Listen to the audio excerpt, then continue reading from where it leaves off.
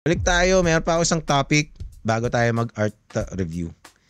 Kasi gusto kong pag-usapan talaga tong isang topic na to. Itong, nasan ba yun? Tsaka na yung iba. Ito, si Leila de Lima. Leila de Lima. Ilang araw na to eh. Leila de Lima vows to make red tagging a crime. Diba? Anong masasabi nyo dito? End poll na to.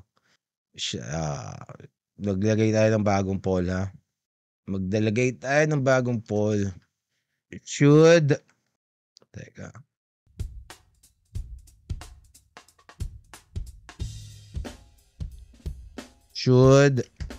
red tagging be criminalized?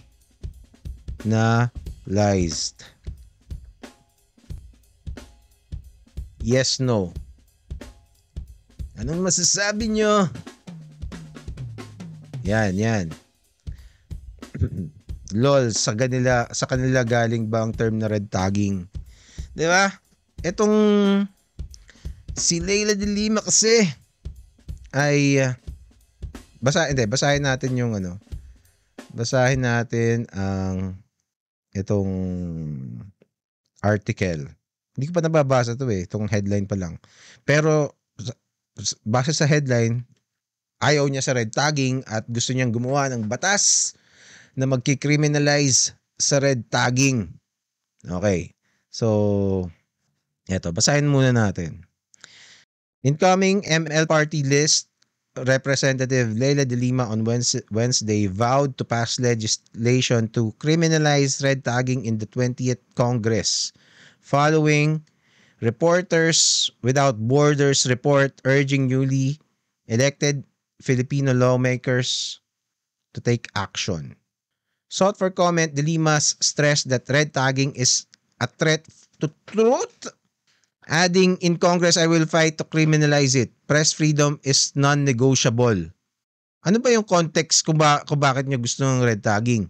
Ng batas na ganito.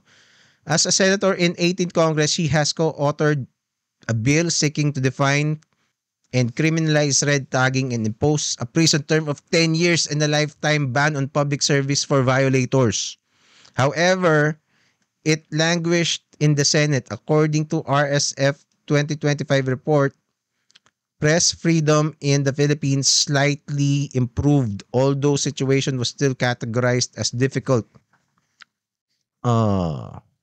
Ano ba yung RSF? Sinabi ba? RSF is Reporters Without Borders. Paano naging RSF yun? Reporters Without Borders tapos RSF? Pinagluwa. Labo dito mga to Ayan Reporters Without Borders, RSF. Iba kayong RSF let's say baka French yan, di ba?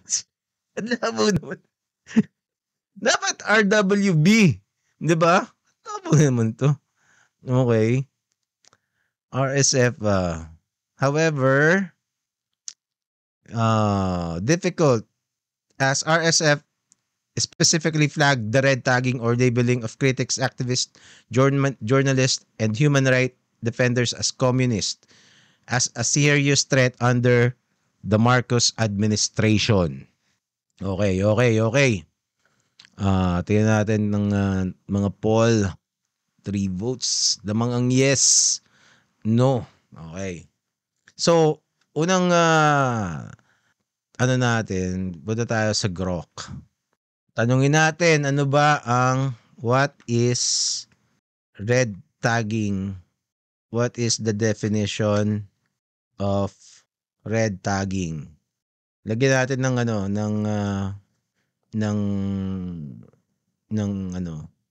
do not editorialize. Kasi minsan tong si Grok naglalagay ng mga hindi yung straight definition ng sinasabi. May mga komentaryo siya. Red tagging is the act of labeling or accusing individuals, groups, or organizations as communists, terrorists, or enemies of the state without evidence to discredit, intimidate, or justify actions against them. Testingin lang natin pag walang do not editorialize. Kasi minsan magtatanong ako dito, may mga may mga opinion eh. Okay. So wala naman siya. Wala naman siya. Okay. So baka dahil nauna tong sige, never mind. Basta ganyan. So sasabihin mo na komunista, terorista, at basically masama yung tao. Pero ang red tagging kasi, it comes with the red. Yung red. Tinatag mo na red yung isang tao. And red is associated with communists. 'Di ba? Tanungin natin. What is the color? Is the color associated to communism? The color associated with communism is red. O, di ba?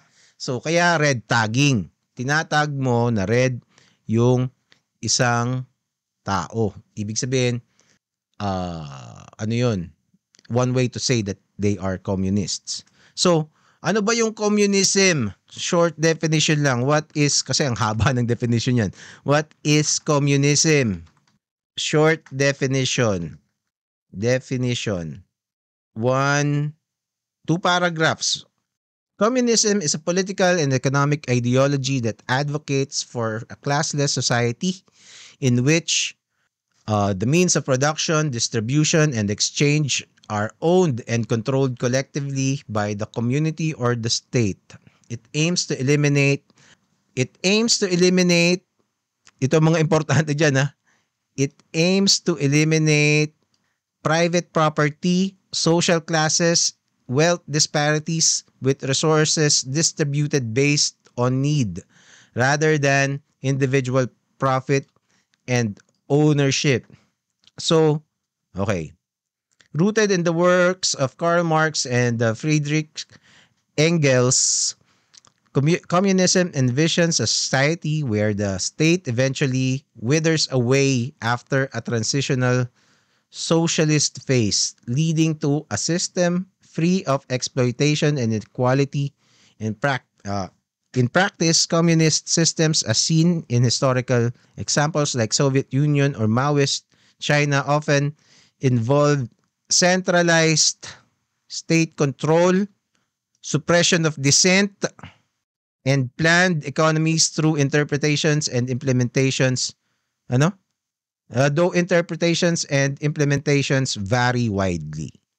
Okay, so basically, a communist is somebody that believes and adheres to the ideologies of communism. So ito yung mga pinapaniwalaan nila. Yan.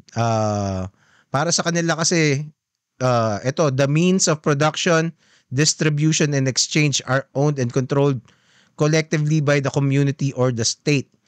Basically, big government yan papamahala mo sa state yung mga means of production, distribution, and exchange. So production ng mga, let's say, ng bigas, ng pagkain, ng mga gulay, ng mga karne, means of production. So in a communist society, state ang hawak nun. 'Di ba? Yun yung pure na yun yung purest form na ang gobyerno kumbaga ang gobyerno kasi is yung collective.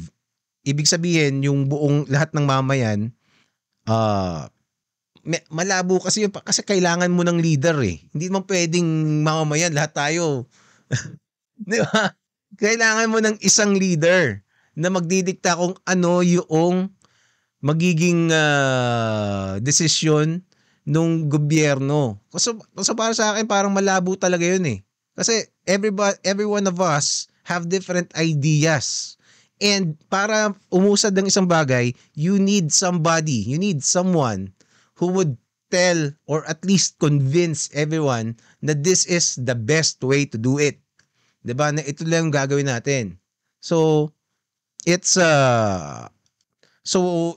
pagdating sa history, sina Stalin, 'di ba? Sina Mao Zedong. Yan ang mga naging communist na icons talaga. And as history have shown,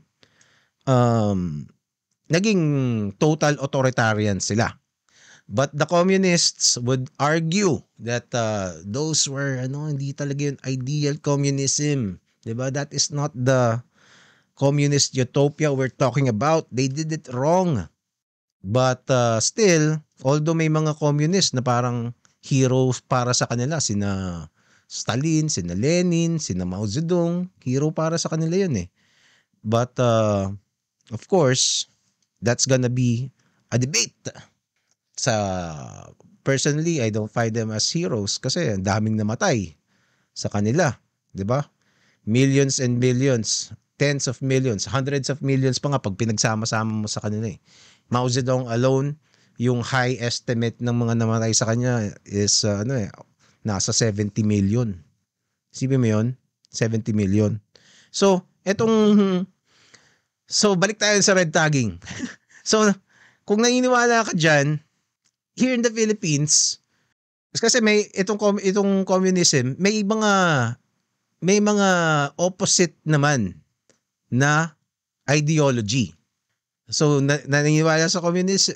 Kung hindi ka naniniwala dito, then you believe in something else. 'Di ba? So, pwedeng capitalist ka. Mas ka sa capitalism o liberal ka, 'di ba? Kasi yung capitalism medyo, let's say, liberal ka or conservative ka. Although communism could be mas yan eh. Pwede kang yung far leftist ka na, 'di ba? Communist ka na talaga. Para mga progressives, ganyan. Dapat pag-usapan natin dito minsan yung yung left and right, center. Yun kasi yung hindi masyadong na sa Pilipinas eh. Wag na ngayon dahil ang hirap na ngang ipaliwanag nito eh. Next time na. Pero, ang sinasabi ko, communism is one way, one ideology to tawag dito, organize the government. 'Di ba? Parang you can believe na ang gobyerno ang dapat mamahala sa production, distribution at exchange ng mga goods, or you can believe na ang mga mamamayan ay may sariling kakayahan dapat para magnegosyo at and participate in yung sa tinatawag na free market or capitalism. Yung free exchange of goods na kung let's say gumawa ako ng I don't know, gitara. Pwede kong ibenta sa'yo yan nang hindi pinapakialaman ng gobyerno or at least minimal lang yung pakikialam nila. 'Di ba? Na hindi kailangan yung gobyerno ang gumawa ng lahat ng gitara. Pwede rin akong gumawa. Tapos ibebenta ko siya. Ganun. So, yun yung free market. So, 'di ba? Yun nga lang, nagkakaroon ng disparity. Kasi kung masyado ako magaling gumawa ng gitara, o kaya magaling akong negosyante, di ako lang yung yayaman. Mas yayaman ako dun sa iba. Hindi pala ako lang yung yayaman. Kumbaga, mas yayaman ka dun sa iba. Tapos minsan, yung mga trabahador mo, may iwan. Yun ang iniiwasan ng mga communist. Doon sila nagalit. Itong Karl Marx at saka si Engels, yun ang kinikriticize nila, kaya nila ginawa yung Communist Manifesto. Sila yung isa mga two of the biggest names in communist ideology. Okay? Pero hindi sila yung nagsimula noon. Anyway, ibang usapan yun. So, dahil doon, bakit ko ang hirap mo ipaliwanag dito. Gusto ko kasi ipaliwanag ng may intindihan nung kung sino lang mapadpad dito eh. 'Di ba? Na kahit hindi mo kailangang magsaliksik ng todo, may intindihan. Kasi actually sa totoo lang pag binasa mo yung Communist Manifesto, mahirap din siyang intindihin eh. Kasi it was written on a different time. 'Di ba? Hindi mo talaga basta-basta maiintindihan, kailangan mong mag-research din. Kailangan mong magbasa rin ng mga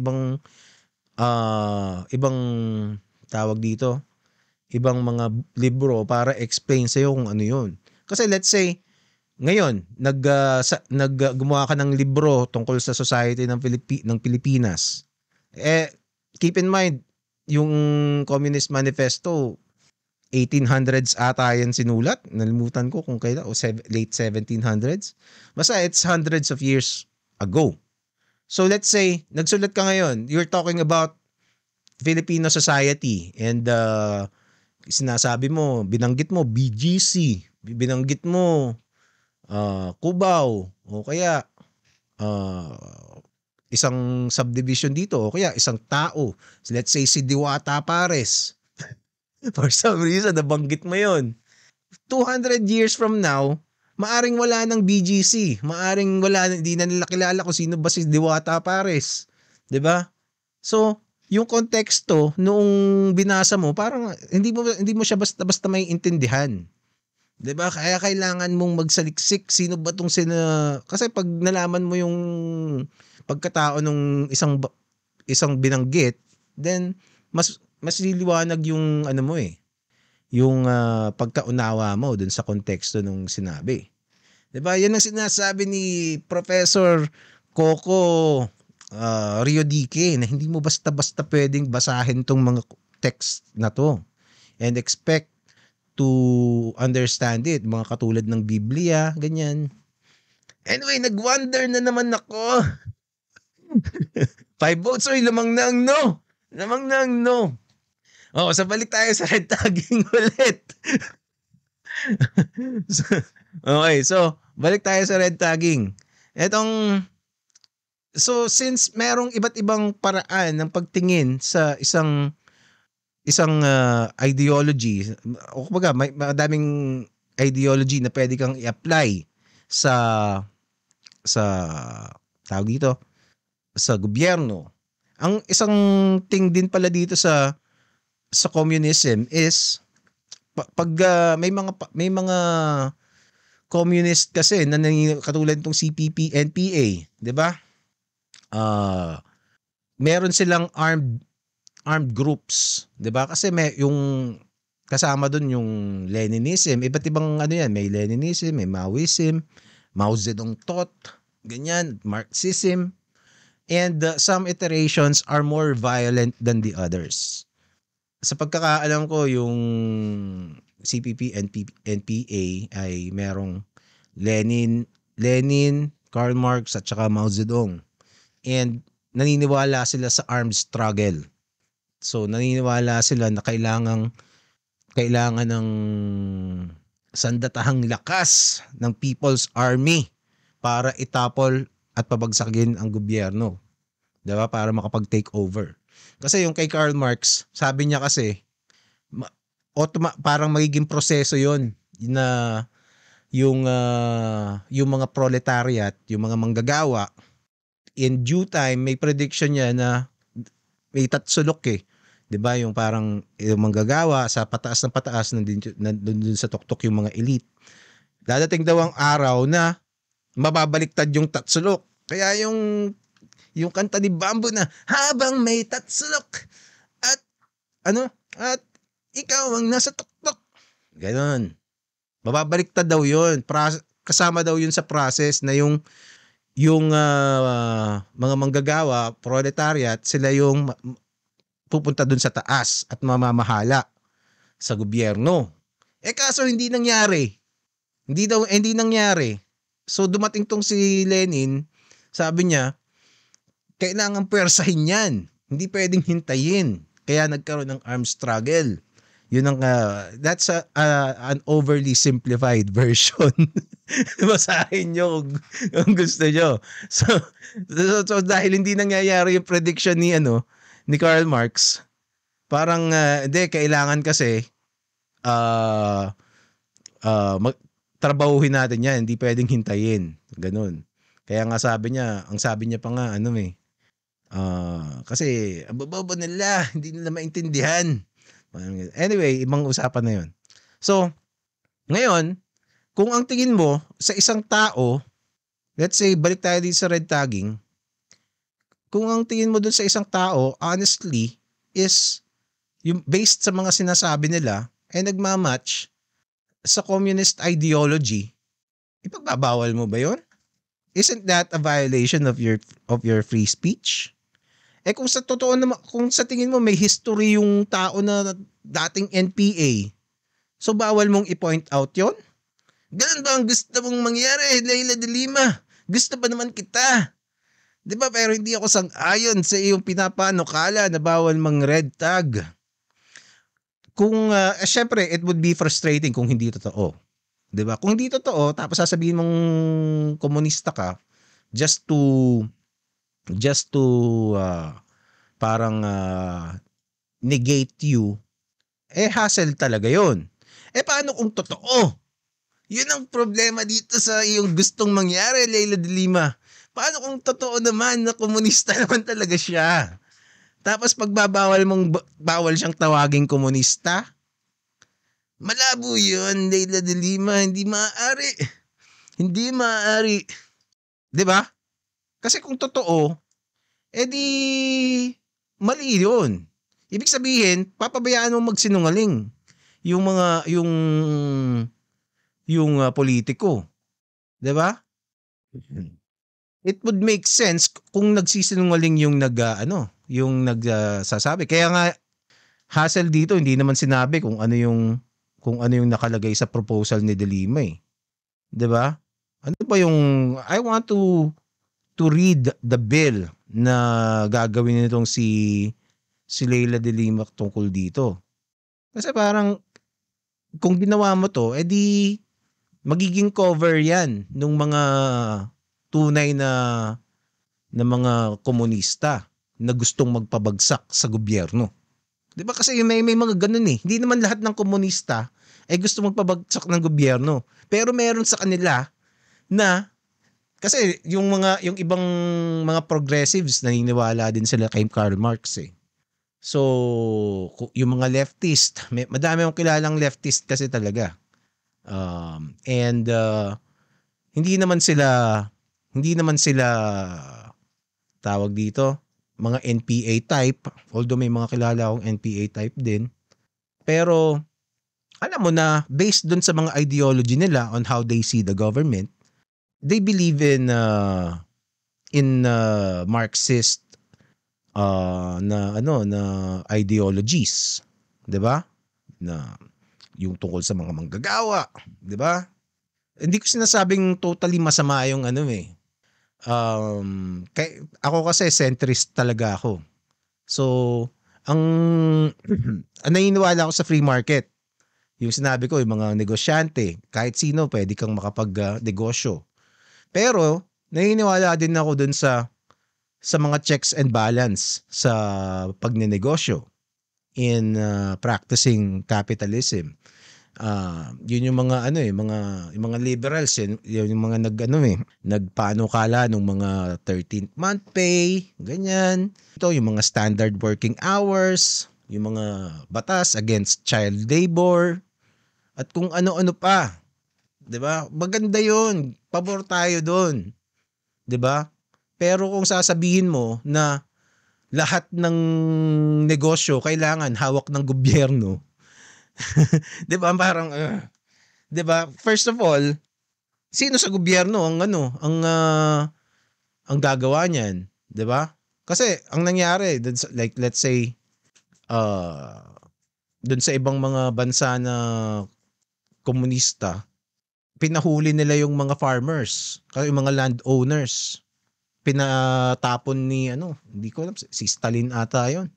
Pinatapon niya sa isang part ng ano ng Russia tapos namatay sila doon kasi sobrang lamig. Hindi ko na maalala eh kung anong lugar 'yon. Kasi mga ano sila, mga oppressors. Ang problema, wala nang marunong magtanim. Kasi mga farmers, tinapon mo eh. It turns out, hindi pala ganun kadaling magtanim. So ano nangyari? Nagkaroon ng famine sa kanila kasi walang marunong magtanim eh. 'Di ba? So, kumbaga they just created another problem. Kasi ang problema nila is inequality, 'di ba? Kasi kayo yung mga landowners eh, oppressors kayo. So when they got into power, they went after them. Kaso tinanggal niyo yung marunong, 'di ba? Let's say let's say tingin mo ipa-exile mo lahat ng electrician sa Pilipinas. Paano pag nag-brown out? Sino magagawa nun? So, parang ganun yun. Diba? Anong gagawin mo pag nag-brown out? So, isa pa, napaka-inefficient ng gobyerno. Ang gobyerno, yun nga lang mga plaka ng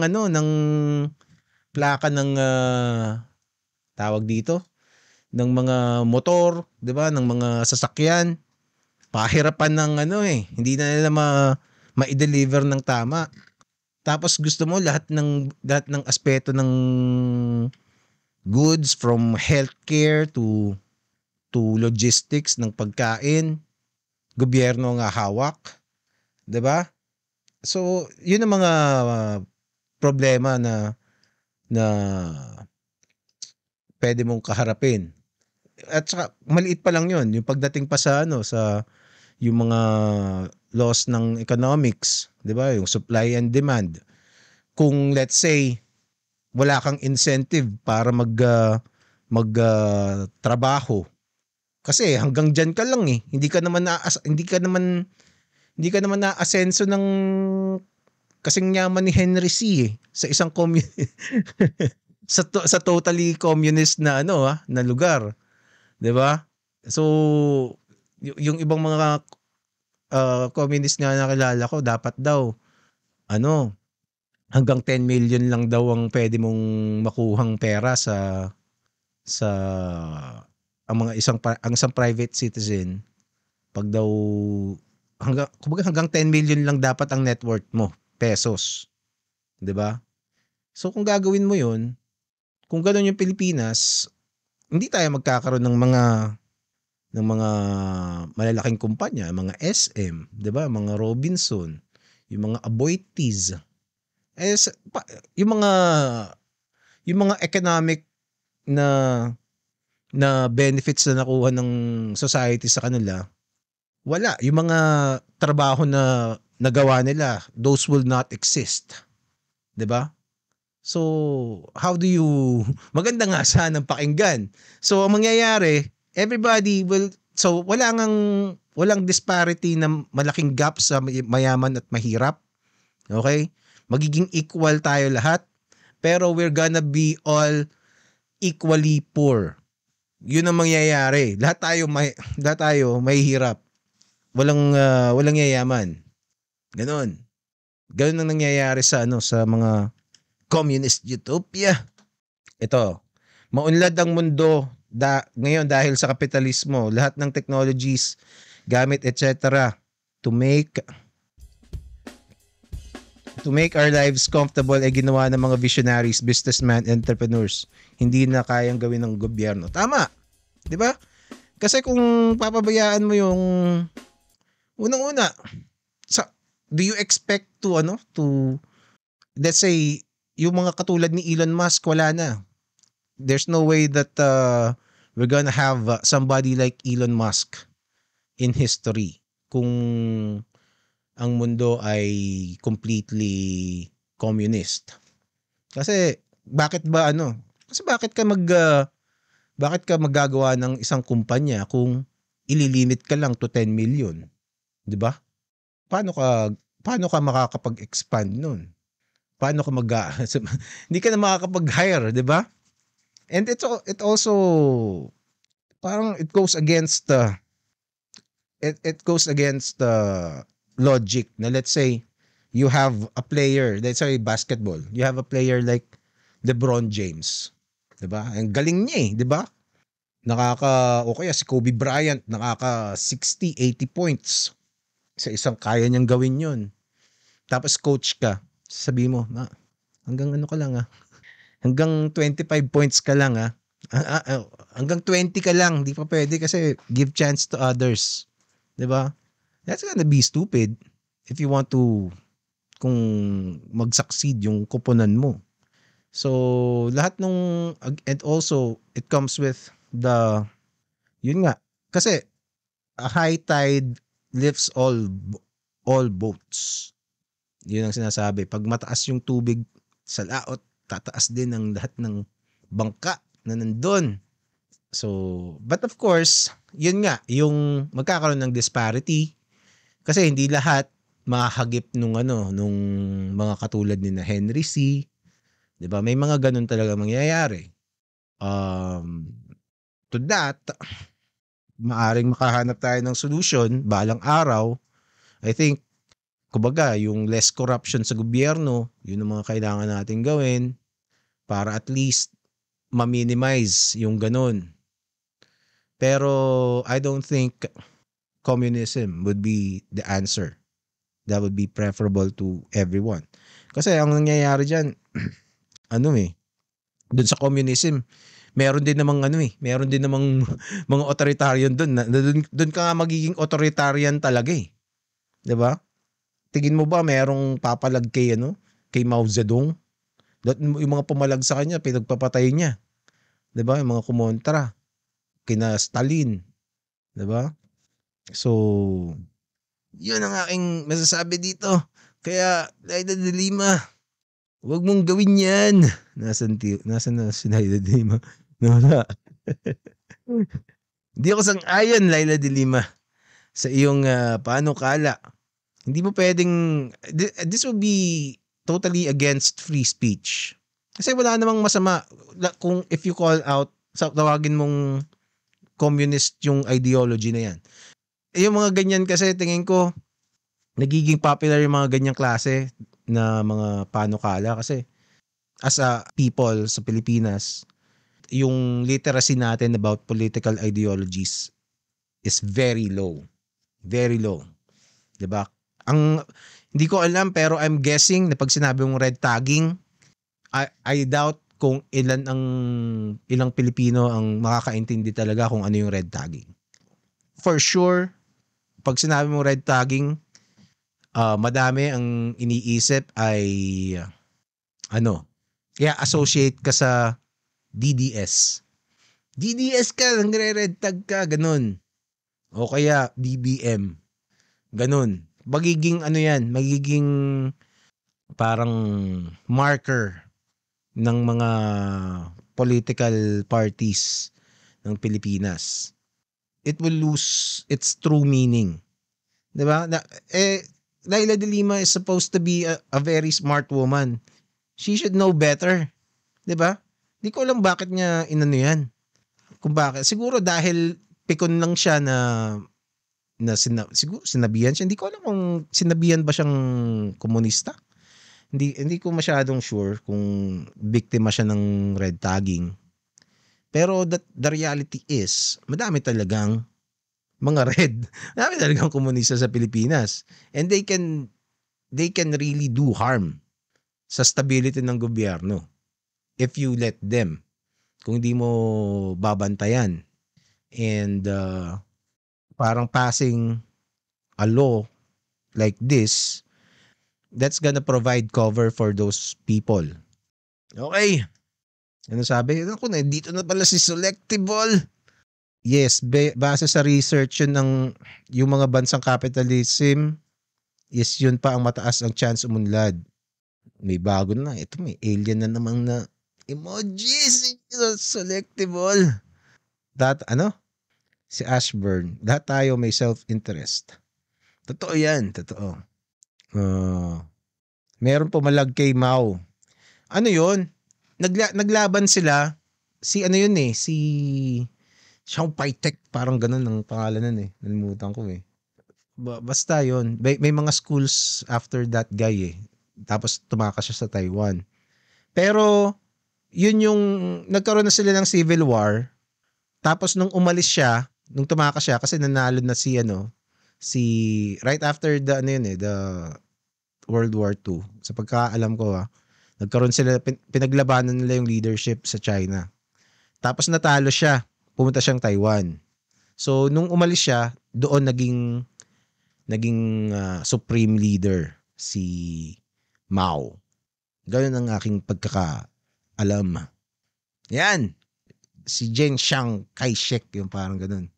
Yan ang masasabi ko dito kay Laila de Lima. Napakahaba ng paliwanag ko.